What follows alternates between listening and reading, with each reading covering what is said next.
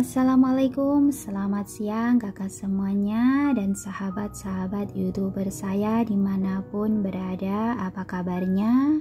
Semoga dalam keadaan sehat-sehat selalu, bahagia selalu, dalam lindungan Allah Subhanahu wa Ta'ala. Amin amin ya robbal alamin.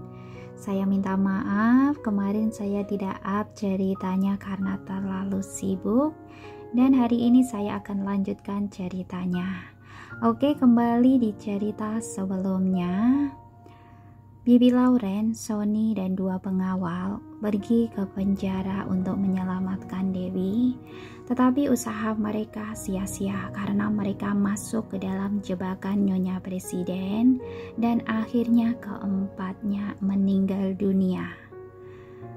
Melihat itu, Dewi sangat marah sekali, akhirnya mengerahkan kawanan binatang buas untuk membunuh semua pengawal yang ada di penjara. Tetapi akhirnya Dewi menghilang. Kemanakah Dewi menghilang? Siapakah yang membawa Dewi? Oke, kita lanjutkan saja ceritanya. Untuk kakak-kakak yang penasaran bab berapa yang akan saya bawakan ini, sekarang sudah sampai di bab 2276 dan kurang 65 bab lagi cerita ini akan ending ya. Oke, kita lanjut saja ceritanya. Selamat mendengarkan. Jeff masih membawa orang untuk mencari keberadaan Dewi di luar sana. Mina tercengang mendengar Bibi Lauren dan Sony meninggal. Keberadaan Dewi juga tidak jelas. Ini membuatnya seketika tercengang. Dia sangat menyesali diri sendiri karena tidak dapat membantu apapun. Ketika di Denmark, Dewi dan dia sehidup semati, tidak peduli bertemu masalah apapun, selalu tidak pernah meninggalkan dirinya. Namun sekarang Dewi mengalami masalah, Mina malah tidak dapat membantu apapun. Mina memberitahu berita ini ke Willy dan Juliana. Ekspresi wajah Willy berubah, lalu menundukkan kepala seperti sedang memikirkan sesuatu. Ekspresi Juliana menjadi serius dan diam, tidak berbicara sepatah kata pun. Dia mengira dengan meninggalnya Dewi saingan cintanya, dia akan senang, akan tetapi begitu mendengar berita tersebut sekarang, dia tidak merasa bahagia, malah merasa kehilangan. Sebenarnya Dewi adalah gadis yang sederhana, dia bukan orang yang licik, juga tidak mengerti cara memperebutkan kekuasaan. Oleh karena itu dia sudah ditakdirkan sebagai korban. Dari segi emosional sangat disayangkan seorang gadis yang sedang mabuk cinta bisa berakhir seperti ini. Dari segi rasional, Dewi sebagai tunangan Lorenzo saja bisa berakhir seperti ini. Bagaimana dengan orang-orang seperti mereka bisa bertahan? Juliana khawatir, sangat bingung akan masa depannya. Pangeran, apa kita perlu melakukan sesuatu? Mina bertanya dengan tersedak. Saat itu, Nona Dewi tidak mempedulikan apapun untuk menolong kita. Dia pasti akan baik-baik saja. Willy memotong ucapannya. Pasti akan baik-baik saja. Dia kelihatannya sangat tenang, seperti tidak ada perubahan dengan suasana hatinya. Akan tetapi perkataannya seperti sedang menghibur Mina, juga seperti sedang menghibur diri sendiri. Meskipun dia sekarang bisa seperti ini, tidak ada hubungannya denganmu, tapi pada saat itu, demi menolongmu, dia mempertaruhkan nyawanya. Kamu sekarang malah tampak seperti tidak tahu berterima kasih. Juliana menatap Willy dengan tatapan mendalam. Willy tidak membalas perkataannya, hanya berpesan pada Mina. Kamu pergi ke Kastel Lorenzo. Lihat di sana. Ada butuh bantuan apa? Baik. Mina mengangguk sedih. Jeff sedang mencari Dewi di luar sana. Bibi Lauren dan Sony sedang dalam masalah. Kastel Lorenzo sekarang pastinya sedang kurang orang. Pergilah. Willy memaksa. Ada masalah apa? Laporkan padaku setiap saat. Baik. Mina segera ke Kastel Lorenzo. Juliana merasa Willy tidak dapat ditebak. Willy kelihatannya tidak peduli, malah menyuruh Mina memberi bantuan, tidak tahu sebenarnya apa maunya. Akan tetapi Willy makin seperti itu, Juliana makin penasaran. Dia sangat ingin menjelajahi isi hatinya. Mina bergegas ke Kastel Lorenzo. Di sini diselimuti suasana sedih. Hidup dan mati Lorenzo awalnya belum dapat dipastikan. Sekarang keberadaan Dewi juga tidak jelas. Bibi Lauren dan Sony juga meninggal. Semua sangat berduka. Mata Nola dan beberapa pelayan lama jadi memerah karena menangis. Melihat Mina datang, mereka tidak menyapa dengan senang seperti dulu. Hanya bertanya dengan suara rendah, ada masalah apa? Mina tidak tahu bagaimana cara menghibur mereka, hanya menjawab datang membantu. Nola begitu membuka mulut, suaranya langsung tersedak, air matanya mengalir dan berkata, Bibi Lauren orang yang baik. Mengapa? Sony, Johnny, dan Muji juga baru berumur 20-an tahun. Kehidupan mereka baru dimulai, tapi meninggal begitu saja.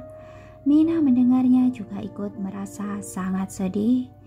Nola menghapus air matanya sambil berkata ingin melanjutkan pekerjaan, padahal di rumah juga tidak ada yang perlu disibukkan.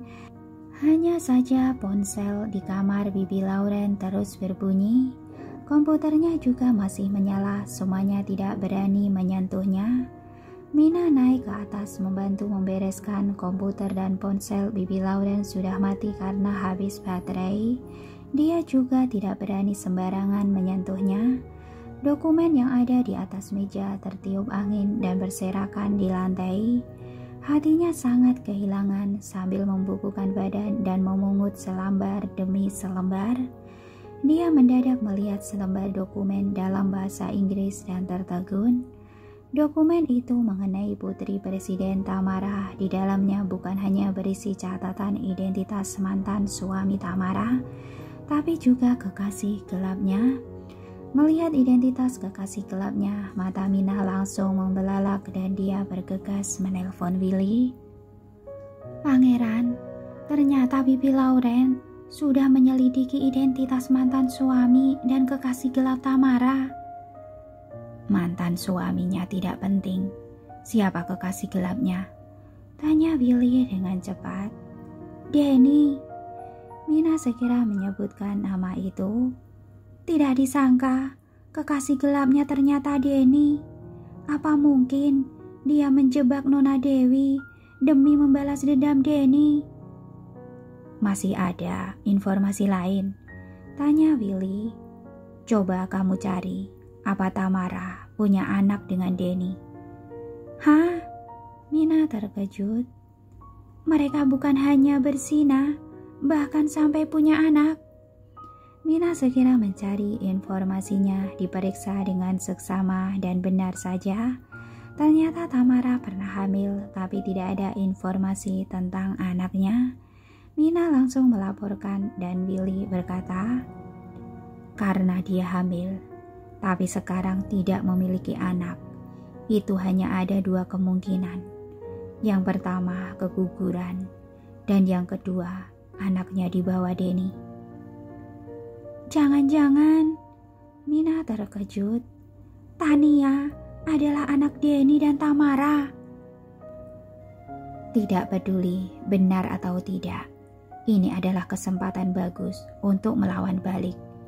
Willy berkata dengan muram, kamu segera bawa pulang datanya. Baik. Setelah Mina menyusun datanya, dia berpamitan pada Nola langsung segera kembali ke kastil. Willy dengan cepat mengecek ulang lalu menghubungi keluarga Amberson. Dengan cepat orang di ujung telepon menjawab, Pangeran, sangat merepotkan kalau menyinggung presiden. Aku pertaruhkan nyawaku untuk membantu Anda dan harganya bisa berlipat ganda. Pak Samuel, Kita baru setuju mengenai harga 3 hari lalu. Sekarang Anda sengaja menaikkan harga. Willy mengenyit jika harganya digandakan lagi, sepertinya harus membayar dengan seluruh asetnya. Masalah ini kacau sekali. Bahkan El pun tidak sanggup menahannya. Kelihatan sekali, Tuan Presiden sulit dihadapi. Di saat ini kalau aku menggunakan kekuatan grup untuk menyebarkan skandal mereka, sama saja mencari musuh.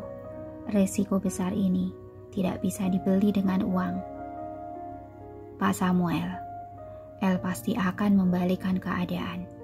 Kali ini Anda mengulurkan tangan, berarti membantu dia. Kelak budi ini pasti akan dia kembalikan pada Anda. Dia saja tidak bisa menjaga diri sendiri. Bagaimana mau membalas kebaikan ini? Anda mengatakan hal yang mustahil. Aku tidak akan termakan bujukan ini. Pak Samuel, sudahlah, kamu tidak ingin membayarnya. Aku juga tidak mau mengambil risiko. Jangan membuat diri sendiri kesulitan. Kita berhenti di sini saja. Setelah mengatakan itu, Samuel hendak menutup telepon. Tunggu sebentar. Willy segera menghentikannya. Gandakan, ya gandakan. Aku sekarang juga transfer ke Anda. Tapi sekarang opini publik kali ini membutuhkan hasil yang kuat. Anda harus membantuku sampai akhir. Berapa lama itu akan berlangsung? Setidaknya harus ada batas waktunya, bukan? 1 bulan.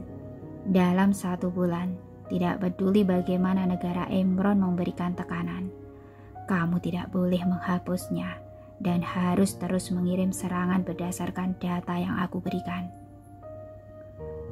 Dalam 1 bulan bisa mendapatkan 70% dari propertimu. Sangat sepadan. Sepakat.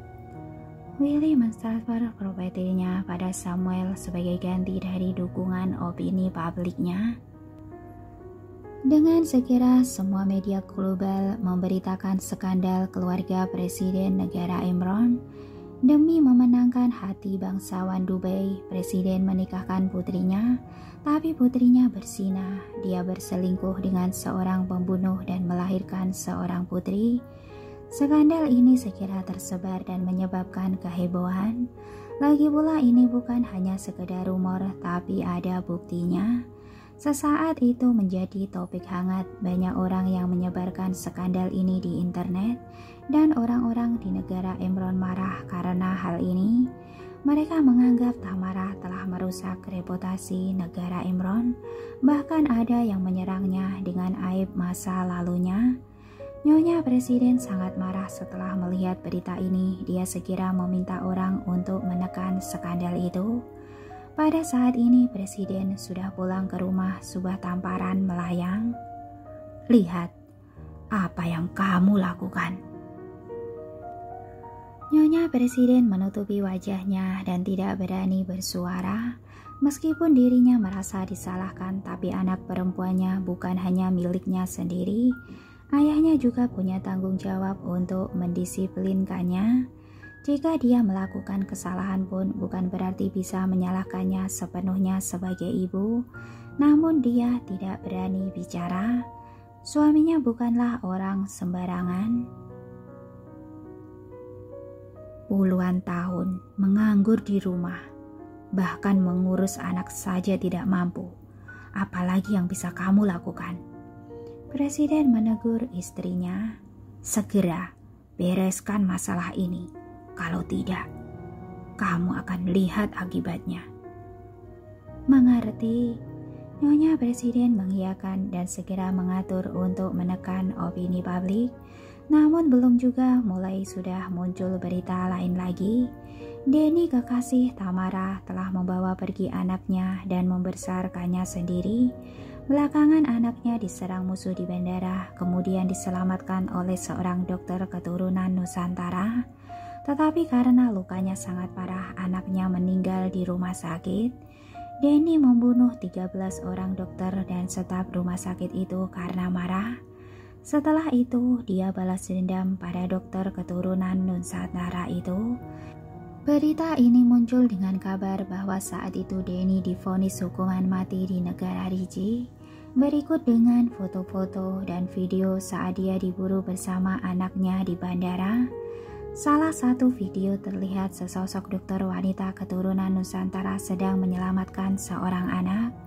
Meskipun sosoknya tidak terlalu jelas, tapi dapat dipastikan itu adalah dokter wanita yang sedang menyelamatkan anak itu. Penambahan berita ini membuat skandal itu makin memanas. Setelah melihat itu, Nyonya Presiden langsung berkeringat dingin. Dia tahu lawan ingin menyerang dengan satu persatu skandal. Pada akhirnya dia mengatakan kalau dia membunuh Dewi untuk membalaskan dendam atas anak dan kekasihnya. Sungguh trik yang kejam. Setelah Presiden melihat berita kedua, dia langsung sadar betapa seriusnya hal ini. Dia sendiri langsung turun tangan mengatasinya, tapi orang-orang Korea tidak ada yang mendengarkannya. Terlebih lagi, keluarga Amirson adalah hartawan di Korea. Siapapun tidak berani mengatur mereka. Samuel menerima uang untuk melakukan ini. Willy memberinya banyak uang. Dia tidak akan berubah pikiran tanpa taruhan yang lebih tinggi. Lagi pula, Presiden juga tidak bisa memberikan taruhan yang begitu besar dalam waktu singkat. Dia hanya bisa meminta istrinya untuk mencari Chol agar bisa menyiapkan uang untuk menghubungi Samuel. Namun di sini sedang mempersiapkannya, serangan ketiga keluar lagi. Denny gila, air susu dibalas air toba. Demi membunuh dokter keturunan Nusantara itu, dia bahkan mengancamnya dengan anak-anak di panti asuhan. Berita ini disertai dengan informasi yang diberikan oleh polisi Switzerland. Wajah Dewi masih belum disebarkan, tapi kisahnya melindungi anak-anak panti asuhan sudah tersebar. Dengan cepat dokter Nusantara ini mendapatkan dukungan dari seluruh netizen. Bahkan ada yang memberinya panggilan malaikat yang baik dan bersatu untuk melindungi dokter keturunan Nusantara itu. Opini publik tentang hal ini berkembang pesat, mendukung dokter keturunan Nusantara ini sangat banyak. Skandal di istana Presiden negara Imron makin digali makin banyak. Nyonya Presiden sekarang sudah tidak berdaya, hanya bisa Presiden sendiri yang menanganinya. Presiden kembali memberi tekanan pada Chol dan Winston agar secepatnya dapat menyelesaikan masalah ini. Winston tidak punya pilihan. Chol segera menghubungi Samuel, tapi harga yang disebutkan tidak mampu diberikan Chol. Bagaimanapun grup Moore selalu di bawah kendali Lorenzo. Semua uang ada di tangannya. Chol dan Winston sebagai pemegang saham juga tidak bisa seketika mengambil uang sebanyak itu.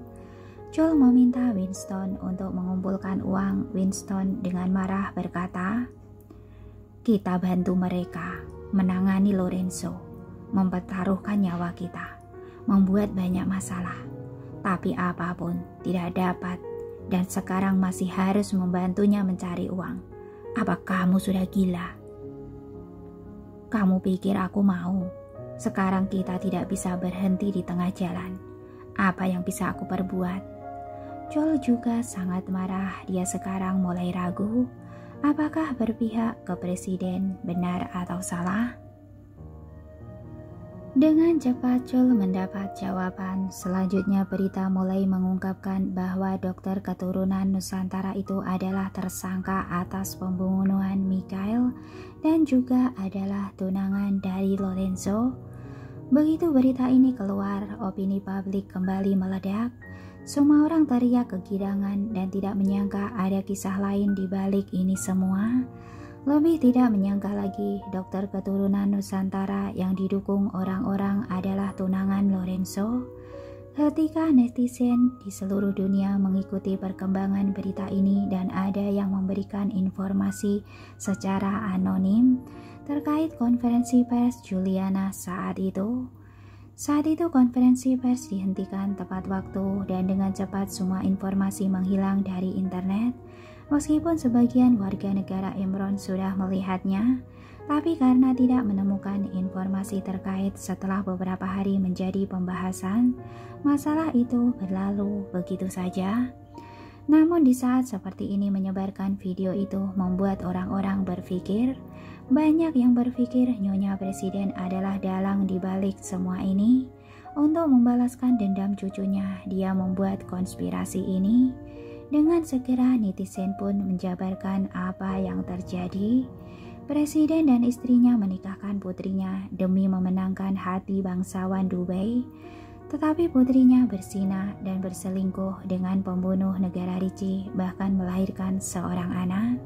Pembunuh negara Ricci yang merupakan Burenan membawa anak ini, tapi saat di bandara menghindari kejaran musuh, asma anaknya kambuh dan diselamatkan oleh seorang dokter keturunan Nusantara. Namun akhirnya anak itu dibunuh oleh musuhnya. Pembunuh negara Ricci itu tidak terima anaknya mati dan mengalihkan kebenciannya ke staf medis dan dokter keturunan Nusantara itu. Tidak hanya membunuh 13 staf medis di rumah sakit Tokyo, dia bahkan melarikan diri dari penjara dan memburu dokter keturunan Nusantara itu sampai ke Swedoland dan mengancamnya dengan anak-anak panti asuhan. Terakhir pihak kepolisian Swedoland menyelamatkan anak-anak itu dan membunuh si pembunuh itu. Saat dikira masalahnya sudah berakhir, kemudian dokter ini jadi tunangan Lorenzo. Sebaliknya putri presiden kembali ke negara Imron. Awalnya Nyonya Presiden takut pada Lorenzo dan tidak berani melakukan apapun terhadap Tabib Dewi sampai Lorenzo diserang di negara Maple. Saat menangani urusan hidup matinya masih belum pasti. Nyonya Presiden sengaja menciptakan kesempatan agar ayah dan anak keluarga Henderson dapat bertemu dengan Tabib Dewi, kemudian meracuni Michael dan menyalahkan Tabib Dewi.